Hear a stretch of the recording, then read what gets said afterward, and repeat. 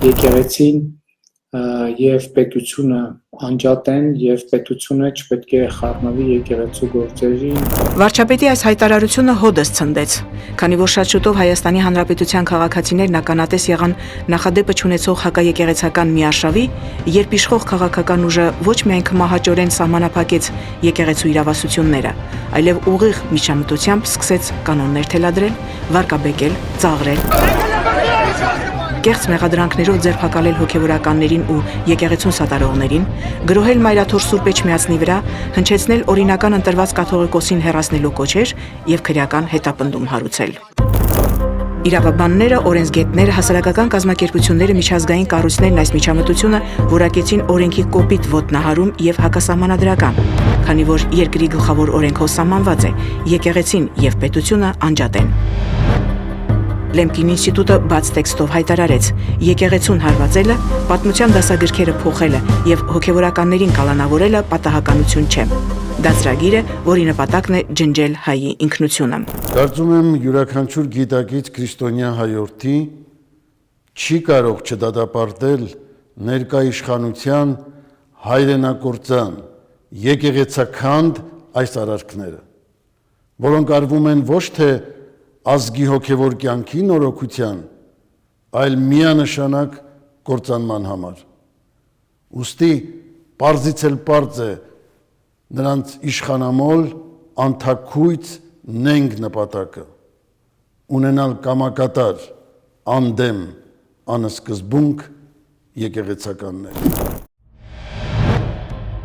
Հակառակ հազարավոր հավատացյալների բողոքի ու քննադատության, իշխող կուսակցությունը հակաեկեղեցական արշավը դարձրել է քաղաքական օրակարգի մաս եւ ամրագրել է 2026 թվականի խորհրդարանական ընտրությունների նախընտրական ծրագրում։ Շատ կարծում եմ արդար է եւ ճիշտ է, որ մենք այդ հարցն էլ ժողովրդի դատին ենք հանձնում։ ՔՊԱ-ականները ամենայն հայոց կաթողիկոսի հեռացումը, տեղապահի ընտրությունը, կանոնագրքի փոփոխությունը, նոր կաթողիկոսի ընտրության գործընթացը ներկայացնում են որպես եկեղեցու բարենորոգում։ Սա ոչ թե բարենորոգման օրակարգ է, այլ քաղաքական բիրտ միջամտության ծրագիր։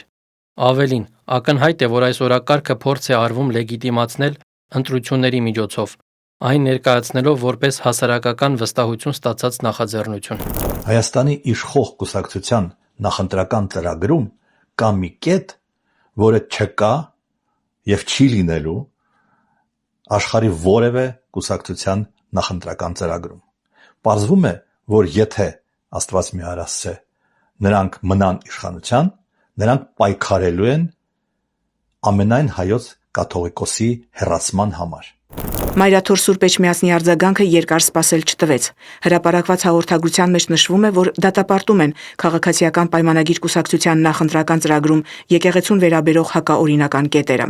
Հայ եկեղեցու հազարամյա առաքելությունը չպետք է քաղաքական շահարկումների առարկա դառնա, ասվում է հաղորդագրության մեջ։ Իշխող կուսակցությունն իր նախընտրական ծրագրում ներառել է նաև իրենց իսկ կողմից հորինված եւ պարբերաբար հրապարակ նետվող հիբրիդային պատերազմ թեզը, որի նպատակը ըստ իրենց հայոց պետականության վերացումն է։ Այդ նոր օրակարգը կապելով հոգևորականների ու հայ եկեղեցու հետ, այս մղումները նույնությամբ համակնում են Օսմանյան Թուրքիայի օրոք, այսպես կոչված սինոդալ կառավարման նկարտումներին, ինչը երաշխավորում էր գաղութարար պետության կողմից Մայրաթորի նկատմամբ անմիջական վերահսկողություն եւ կառավարում հաստատելը։ Միջերոտարի կամքին համահունչ կառավարման կարգին ներդրման նպատակ հետապնդող ՔՊ կուսակցությունը փորձում է զրպարտչական խոսույթով հայաստանյան ծառայական Սուրբ եկեղեցին մեղադրել իբրև արտաքին ուժերի կողմից հայաստանի անկախության եւ ինքնիշխանության դեմ ուղղված միջոցի։ Հայ եկեղեցին պետական իշխանությանը յենթակայության ներքո հաստատելու նկարտումները ոչ միայն պարզապես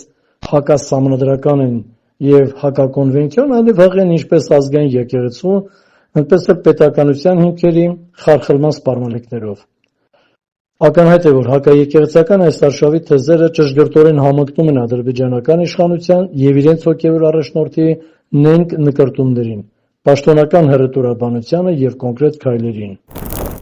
Ի պատասխան իշխանական քարոզչամեքենայի Մայրաթորն իր հայտարարություններում եկեղեցի պետություն հարաբերությունների ներկայացության առնչությամբ մտահոգություն հայտնելուց զատ բազմիցս նշել է, որ հայոց եկեղեցին երբեք չի ծառայել եւ չի ծառայում օտար ուժերի կամ արտաքին շահերի, այլ իր հավատարմությունն անսակարգ պահել է բացառապես հայ ժողովրդին, նրա պետականությանը եւ ազգային ինքնության պահպանությանը։ Այսպիսով անձն իր քվեն տալով ՔՊ-ի հակասահմանադրական կետ պարունակող հակաեկեղեցական ծրագրին, կարծում եմ, ակամա մեղք է գործում եւ իրեն դուրս դնում առաքելական մեր Սուրբ եկեղեցուց։ Քանզի հենց այդ ընտրությամբ դառնում է մասնակից իշխանությունների հակասահմանադրական հանցավոր գործողություններին։ Կարծիք կա, որ գրպանային կաթողիկոս եւ հնազանդ եկեղեցի ունենալու ցանկությունն է դրդում օրվա իշխանություններին հակաեկեղեցական արշավ նորակարգ դարձնել, քանի որ եկեղեցին է այն միակ կառույցը, որը պարբերաբար տարբեր հարթակներում բարձրաձայնում է Արցախի կորուստի, բռնագաղթած արցախցիների, Բաքվում պահվող գերիների իրավունքների մասին։ Ալվարդ Նազարյան, Արթուր Սարգսյան, Եկեղեցական կյանք, Մոսկվա։